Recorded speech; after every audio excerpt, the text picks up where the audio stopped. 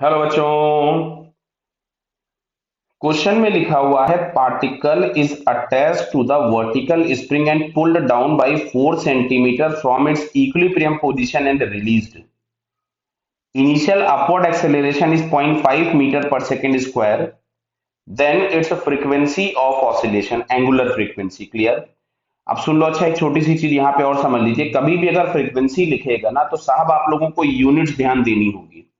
Units अगर radian पर second में दी गई मतलब हमको ओमेगा फाइंड करना है, और यूनिट्स अगर हर्ट्ज में दी गई है मतलब हमको लीनियर फ्रीक्वेंसी एफ फाइंड करना है। क्लियर? चलिए, यहाँ मैं डायग्राम बना देता हूं एक छोटा सा।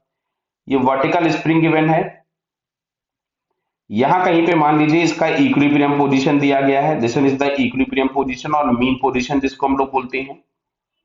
यहाँ कहीं पे इसकी नेचुरल लेंथ रही होगी बिकॉज mg को बैलेंस करने के लिए कोई ना कोई आया होगा। अब तुमसे बोला क्या गया, इसको यहां से भी हम लोगों ने खींच लिया 4 सेंटीमीटर। तो बेटा एक बात समझना कि इक्विलिब्रियम पोजीशन या मीन पोजीशन से किसी भी एक साइड में जो मैक्सिमम डिस्प्लेसमेंट होता है उसको हम एम्पलीट्यूड लिखते हैं। तो यहां से एम्पलीट्यूड हम लोगों के पास हो गया 4 सेंटीमीटर, या जिसको हम लोग लिख सकते थे 4/100 मीटर्स।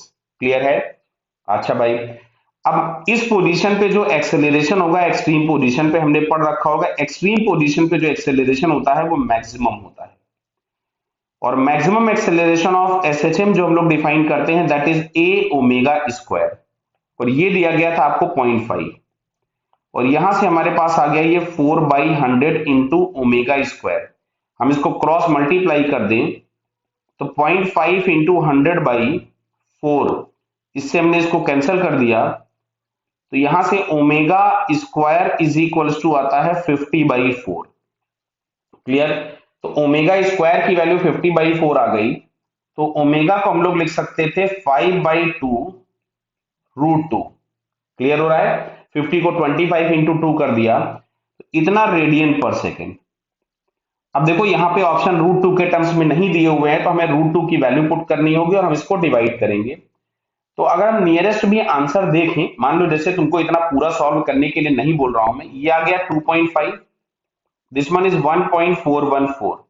तो आप अगर देखिएगा तो 3 से थोड़ा सा बड़ा आंसर आना चाहिए। तो 3 से थोड़ा बड़ा आंसर अगर हम चेक भी कर लें तो यहाँ पे 3.53 है। देखो मैं ये इसलिए समझा रहा हूं, अदरवाइज मैं तो कैलकुलेटर से कैलकुलेट करके आंसर लिख सकता था exactly.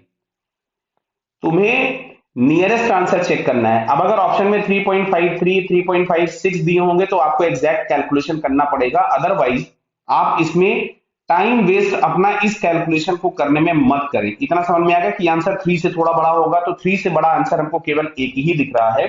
So it's correct answer is 3.53।